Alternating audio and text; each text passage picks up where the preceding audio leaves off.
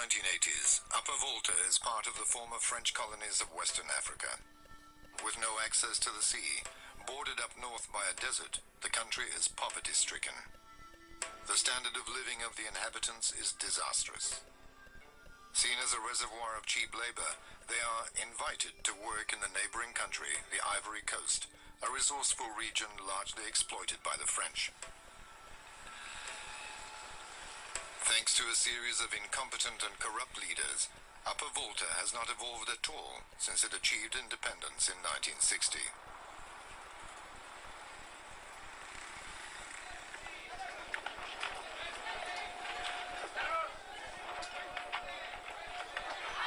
In contrast with most African leaders who exploit their country's meager resources for their personal benefit, Sankara launches upon a series of measures unheard of on the continent. His first move, to cleanse the power structures of all social injustice. He reduces the salaries of ministers and chief public servants, starting with his own. From now on, public servants are no longer driven around in expensive Mercedes, but in cheaper cars. Not a single privilege remains to government officials. Tous les ministres étaient censés voyager en deuxième classe parce que Thomas avait dit vous êtes en première classe ou en deuxième classe. Quand l'avion atterrit, vous atterrissez en même temps. Quand il décolle, vous décollez en même temps. Donc ce n'est pas la peine de gaspiller l'argent du pauvre contribuable à s'offrir la première classe pour avoir le plaisir de boire du champagne en première classe et autres.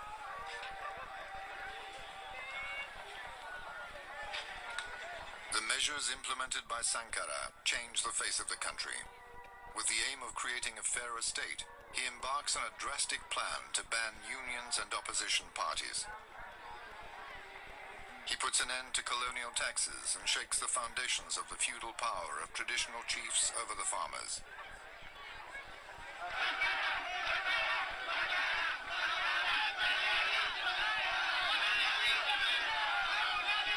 Under this apparent display of communism, Sankara educates his people through political slogans and gives them the opportunity to participate in the making of their own country. To perpetuate revolutionary ideas, young people are trained in the pioneers movement. Les pionniers étaient la base de la révolution. Donc c'est là où on retrouvait la jeunesse qui avait moins de 12 ans, qu'il fallait former idéologiquement et politiquement dès leur jeune âge, de telle sorte que quand ils vont devenir grands, qu'ils soient contre les idées néfastes, ce que nous appelons la voracité, l'égoïsme et l'égocentrisme. Et ils seront les acteurs purs de la révolution en ce moment. La révolution est victoire. L'échec appartient à la réaction et à la contre-révolution. Camarades. L'impérialisme, le néocolonialisme, les élèves réactionnaires, les élèves indisciplinés et paresseux, les professeurs carents, les vomissures de la contre-révolution, les vipères qui s'infiltrent dans nos écoles, les pentades orgueilleuses, les hiboux au regard puant, l'anarcho-syndicalisme, la petite bourgeoisie affolée,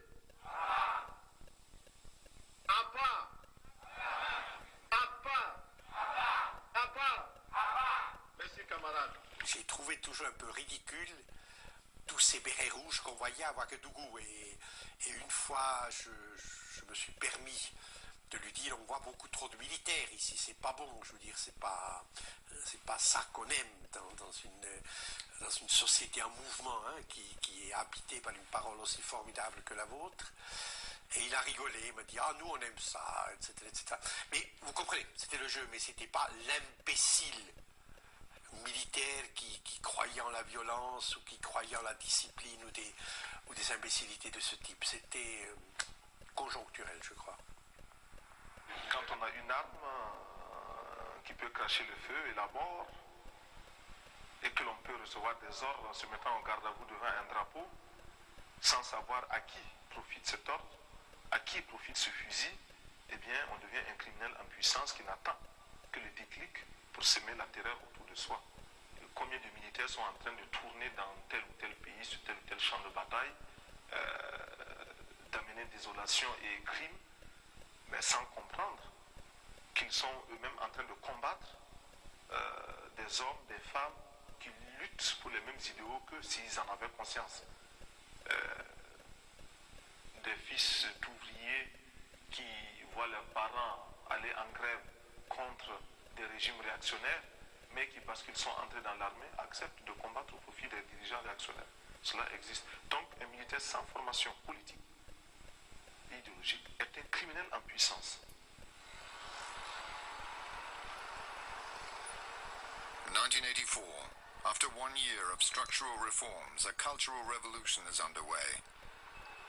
Africans are far from indifferent to Sankara. He goes further and questions an African society in which men have always dominated women. Ce qui veut dire que nous devons donner à chaque femme un emploi. Nous devons donner à chaque femme le moyen de gagner honnêtement et dignement sa vie. He creates a real shock by being one of the first heads of state in the world to promote women's rights.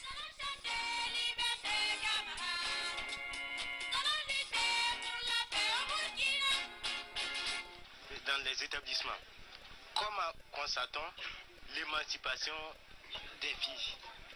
Il faudrait qu'ici aussi nous commencions à nous débarrasser de cet art féodal-là. Ce sont des arts féodales, de l'éducation féodale, qui nous a dit que le garçon est toujours au-dessus de la fille. À l'école même, quand les filles sont en grossesse ou des choses comme ça, on les renvoie, n'est-ce pas? On les exclut. Mais on ne cherche même pas à savoir si le partenaire avec lequel elle a eu la grossesse là ne se trouve pas par hasard dans la classe. Et même s'il s'y trouve, on le laisse lui, le garçon. Donc le garçon peut faire autant d'enfants qu'il veut. Dès la 6e, s'il commence à faire des enfants, jusqu'en terminale, on ne le renverra jamais. Mais la fille, même si elle est à un jour de son bac, elle fait un enfant, allez, renvoyé. Il y a eu vraiment une politique, ou du moins l'intention de faire une politique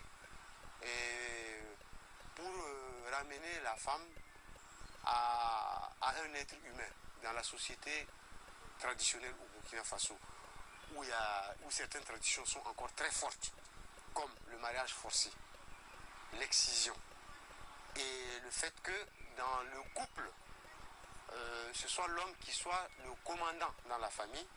Toutes ces choses-là ont été remises en cause et il y a des pratiques vraiment rétrogrades qui ont été combattues. C'est à la faveur de la révolution que nous avons constaté des femmes engagées aux côtés des hommes avec l'avènement de la formation militaire, où on a vu beaucoup de femmes s'engager. Elles étaient en mesure de faire ce que les hommes pouvaient faire, de manipuler une arme, de marcher au pas, de porter les mêmes tenues que les hommes. Je crois que c'est le premier chef d'État africain qui a donné des postes aux femmes autres que ministre de la condition féminine. Il avait nommé ministre du plan, ministre du budget, et des femmes extrêmement compétentes. Il savait les trouver.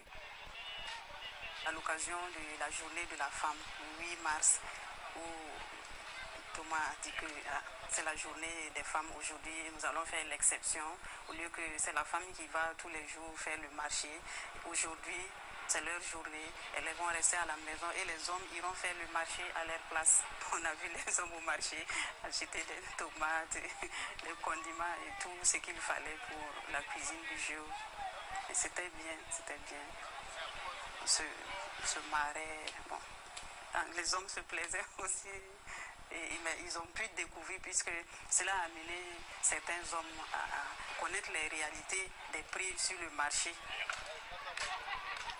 Les maris qui battent les femmes, les maris qui torturent les femmes, la patrie ou la mort.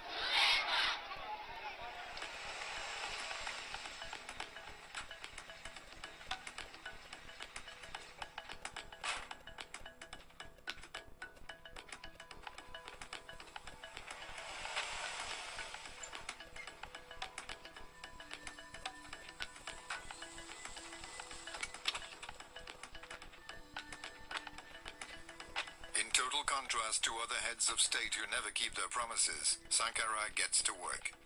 Several grand programs are undertaken to get the country out of trouble. Feeding, housing people, and giving them medical care, these are his priorities. At a time when all sorts of diseases are affecting African people, Sankara launches a large vaccination campaign to eradicate polio, measles, and meningitis. 2.5 million people are vaccinated over 1 week. Impressed by this successful operation, the World Health Organization congratulates Thomas Sankara.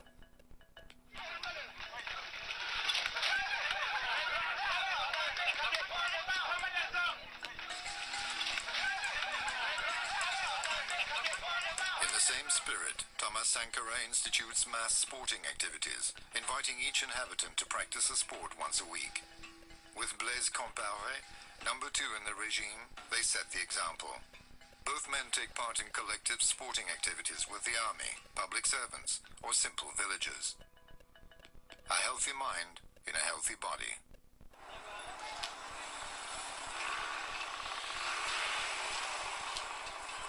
With the support of the Burkinabe, the people of Burkina, Sankara launches a series of large-scale works throughout the country. In the middle of the 80s, Africa is just emerging from one of the deadliest droughts in its history. Sankara is the first president to launch a campaign against desertification. With his fellow citizens, he organizes the planting of several million trees, a first on the continent. Thomas Sankara était très soucieux de l'environnement et il a pris plusieurs initiatives qui visaient à lutter contre la désertification. Un exemple qu'on peut donner, c'est l'opération Un village, un bosquet.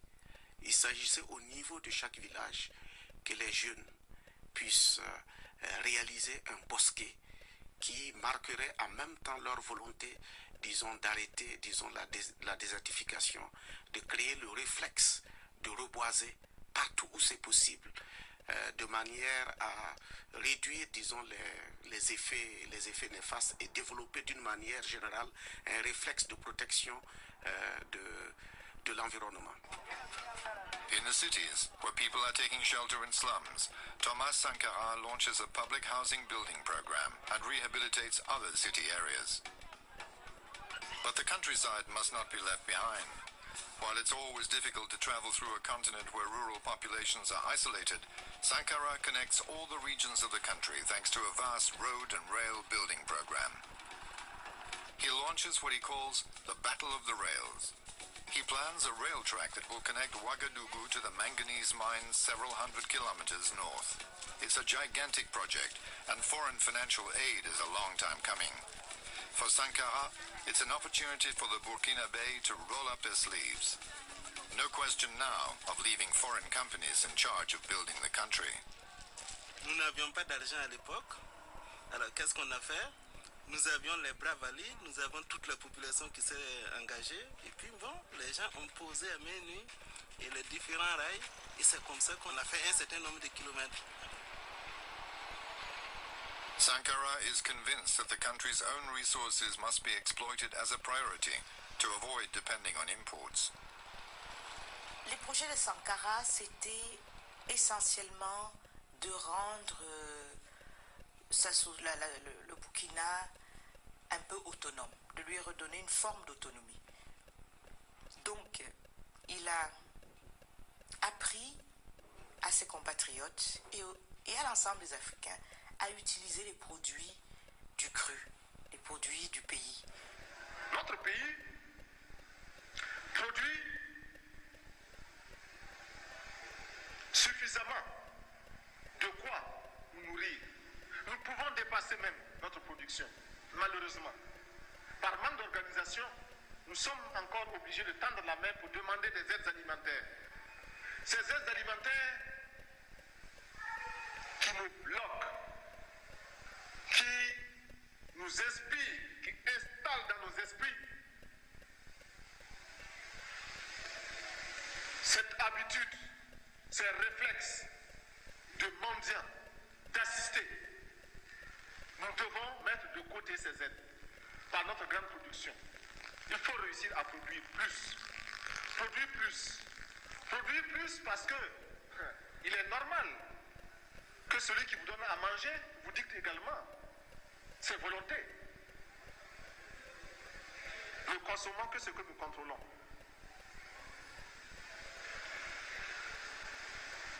Il y en a qui demandent mais où se trouve l'impérialisme? L'impérialisme, regardez dans vos assiettes, quand vous mangez les grains de riz, de maïs, de mil importés, c'est ça l'impérialisme, n'allez pas plus loin. N'allons pas plus loin. 1700 kilos de blé par hectare, c'est la moyenne de la région, c'est la moyenne sahélienne de la région, donc en Afrique. Eh bien, en 86 déjà, le Burkina, par hectare, dépassait les 3800, 3900 kilos de blé par hectare. Donc, en Afrique, une réforme agraire, je veux dire, qui a impliqué un changement de propriété, les maîtres de la terre perdaient leur pouvoir, l'impôt de captation qui disparaissait et l'engrais qui arrivait, l'irrigation qui arrivait, une efficacité. Il a vaincu la faim, il a fait que le Burkina, en 4 ans, est devenu alimentairement autosuffisant. Donc, c'est quelque chose de tout à fait exceptionnel et tout à fait remarquable. Il y a un camarade là, où est le camarade délégué? Oui, sortez là. Bon, voilà, vous êtes là avec la publicité Levis. Faites la publicité de Levis. Bon, c'est bien. Je vois le jean avec ses bien cousus là, Levis. C'est bien. Mais ça c'est américain, vous voyez même c'est marqué en bas, San Francisco. C'est écrit San Francisco. Qu'est-ce que vous voulez qu'on fasse? Comment on va faire? L'autre là-bas qui est venu poser la question là. Harvard. Travaille dans quoi? Oui, formaldehyde. Formaldehyde, voilà. Mais ça veut dire quoi? Mais ici à Kayala, vous croyez qu'il n'y a pas de tisserand pour faire comme ça? To boost local production of cotton, he launches the Faso Danfani, a traditional garb that every public servant must wear as a duty. Il y avait eu donc cette politique-là qui exigeait que les fonctionnaires de l'État consomment burkinabé et que les gens dans les services soient habillés par ces tenues-là qui sont donc faites à base du coton, teints par des artisans burkinabés, tissés par des artisans burkinabés, cousus par des artisans burkinabés. Ce qui se passait, c'est que la plupart des gens allaient au service en tenue occidentale, hein, mais avait dans un sachet cette tenue traditionnelle-là. Parce qu'il est bien connu que Thomas Sankara faisait des visites impromptues dans les ministères et les services. Et lorsque le bruit courait dans les couloirs que Sankara était là, tout le monde mettait très très vite cette tenue-là.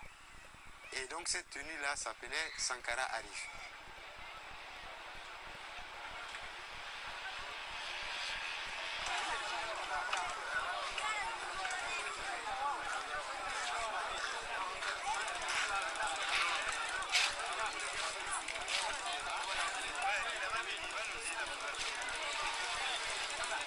For many Africans, such a young and innovative president offers hope for the whole continent. Thomas Sankara's ideas are heard about abroad. He becomes friends with John Jerry Rawlings, a revolutionary president from neighboring Ghana, who shares his vision for the future of Africa. If I may say one thing about Thomas Sankara, he was a very impatient person. But that's understandable, because when you live in the kind of impoverishment, in the kind of hunger that our people are living in, you cannot afford to be patient, because people can't drink good water, people are hungry, etc. So you have every justification to be impatient. In 1983, with Sankara just recently in power, the Vitel Conference in France calls for a meeting between President François Mitterrand and other African heads of states, most of which have gone through the decolonization process at the beginning of the 60s. Some feel threatened by their own people, who are starting to support the ideas of the revolution in Burkina Faso, like Félix Houphouët-Boigny, president of the Ivory Coast and a puppet of France. Most of the heads of state present in Vitel have been in power for years and retained their allegiance to the former colonial power. La politique africaine de la France, nous la trouvons très française. C'est-à-dire? C'est-à-dire qu'elle ressemble aux autres politiques françaises. Hier, la France était dans tel ou tel pays d'Afrique pour soit maintenir un chef, un dirigeant éventuel, soit pour débarquer d'une caravelle, un autre que l'on emportait avec soi. Aujourd'hui encore, la France procède ainsi. For Sankara, Vittel is an opportunity to challenge this allegiance, which for him is a remnant of colonial practices. Vittel servait, pour utiliser un langage imagé, à réunir autour du roi ses ministres et ses vassaux. Vittel, c'était un peu cela. Rappeler aux chefs d'État africains qu'ils évoluent dans une ère politique donnée qui avait ses lois. Il y avait aussi les fameux réseaux. Les réseaux FOCA, réseaux ceci, réseaux cela, bon, les sous-réseaux, les réseaux. Et bon, on pouvait faire et défaire les chefs d'État. On pouvait provoquer des grèves qui conduisaient à leur chute dès lors que les budgets des États africains sont alimentés parfois à 50-60% par l'ancienne métropole. Donc c'est une situation de vassalité réelle sur le plan financier autant que sur le plan économique. Je crois vous connaître tous, ou à peu près.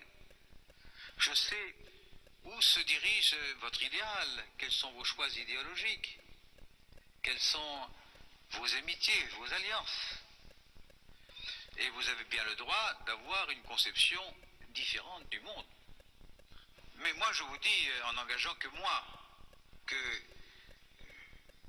je pense qu'il ne serait pas bon que tout conflit ou toute difficulté sur la surface de la planète devienne un élément supplémentaire d'une crise Est-Ouest. But the disintegration, the balkanization of the continent created a very complex situation for us. We found ourselves in a crossfire between the East and the West. You know, in a very complex situation that made it very difficult for us to even be Africans. You know, your survival depended on alignment with the East or the West and things like that, but not on your Africanness. Julia Ficatier du journal La Croix. Ma question s'adresse au capitaine Sankara. Je voudrais savoir qu'est-ce que vous avez été chercher à Moscou et à Cuba dernièrement, parce que vos voyages posent aussi question à la France, mais aux pays voisins comme la Côte d'Ivoire. Bon, j'ai été à Moscou, j'ai été à Cuba et ailleurs aussi. Je n'ai pas seulement été dans ces pays-là, parce que nous entretenons d'excellentes relations avec ces pays, avec les dirigeants de ces pays. Nous avons des projets qui nous paraissent extrêmement importants pour notre développement. Nous recherchons des partenaires. Si un pays plus proche peut nous éviter un long déplacement jusqu'à Moscou, nous ne voyons absolument aucun inconvénient. Personne ne m'a offert une aide que j'ai refusée. Je ne crois pas. Il me manque seulement un Concorde, parce qu'il y en a qui ont les moyens, c'est tout. Quand Thomas Sankara rencontrait les autres chefs d'État, il ne se considérait pas comme un dieu et il ne les considérait pas non plus comme Dieu. Il déridait l'atmosphère, il détendait les choses, il acceptait d'être le petit frère, ce qui lui permettait de dire ce qu'il pensait, ce que les autres n'avaient pas l'habitude d'entendre.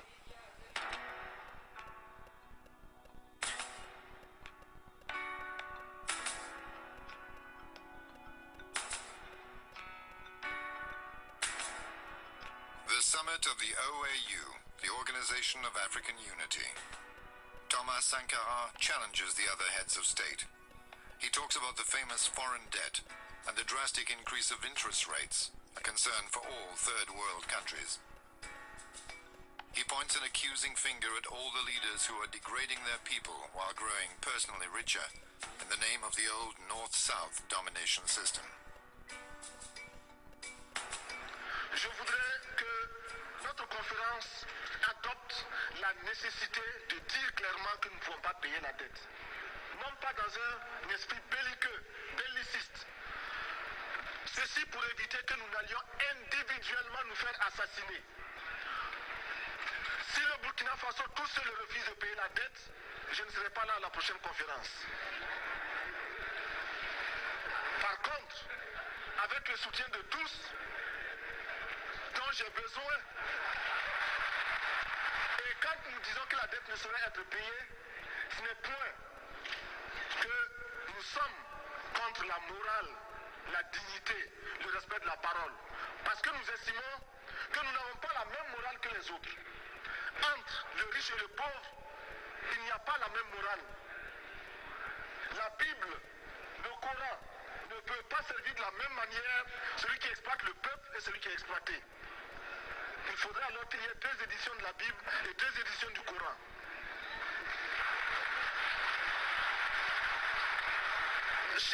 Chers frères, avec le soutien de tous, nous pourrons faire la paix chez nous. Nous pourrons également utiliser ces immenses potentialités pour développer l'Afrique, parce que notre sol, notre sous-sol sont riches. Nous avons suffisamment de bras et nous avons un marché immense, très vaste, du nord au sud, de l'est à l'ouest. Nous avons suffisamment de capacités intellectuelles pour créer, ou tout au moins prendre la technologie et la science partout où nous pourrons les trouver. Monsieur le Président, faisons en sorte que nous mettions au point ce fonds uni d'Addis Abeba contre la dette. Faisons en sorte que ce soit à partir d'Addis Abeba que nous décidons.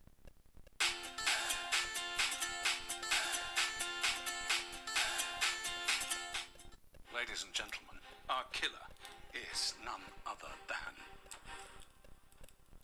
Head and Shoulders. I didn't know you had dandruff. De limiter la course aux armements entre pays faibles et pauvres. Les gourdins et les coutelas que nous achetons sont inutiles. Faisons en sorte également que le marché africain soit le marché des Africains. Produire en Afrique, transformer en Afrique et consommer en Afrique. Produisons ce dont nous avons besoin et consommons ce que nous produisons au lieu d'importer. Le Burkina Faso est venu vous exposer ici la cotonnade produite au Burkina Faso, tissée au Burkina Faso, cousue au Burkina Faso pour habiller les Burkinabés. Ma délégation et moi-même, nous sommes habillés par nos tisserands, nos paysans. Il n'y a pas un seul fil qui vienne de l'Europe ou de l'Amérique. Je ne fais pas un défilé de mode, mais je voudrais simplement dire que nous devons accepter de vivre africain. C'est la seule façon de vivre libre et de vivre digne. Je vous remercie, Monsieur le Président. La patrie ou la mort, nous vaincrons.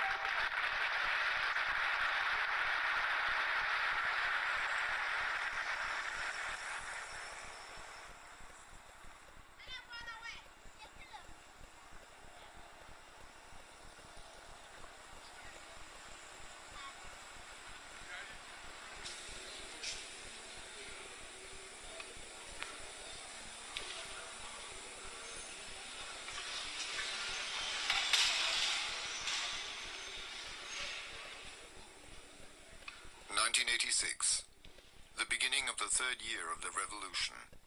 The national situation is deteriorating. Still uncompromising, Sankara wants to fight to the end against the enemies within his own nation.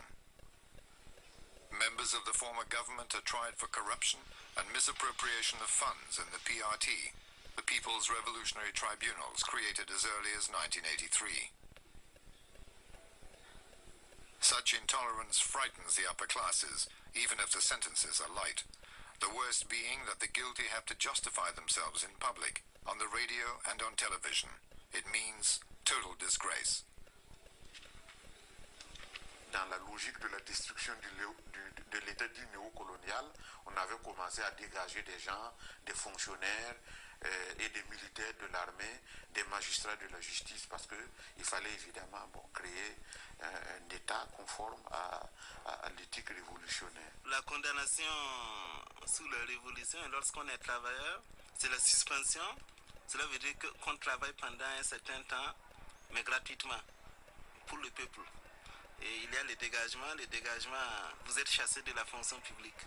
Dans la forme, les TPN étaient attentatoires à la liberté, aux libertés individuelles, dans la mesure où les garanties de la défense n'étaient pas assurées, puisque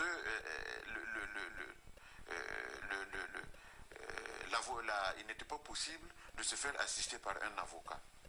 Deuxièmement, et ça c'était peut-être plus grave, il y a eu ce qu'on appelle l'inversion de la charge de la preuve. C'est-à-dire que c'était à l'accusé de faire la preuve de son innocence et non pas à l'accusation de soutenir l'accusation et de faire la preuve de la culpabilité.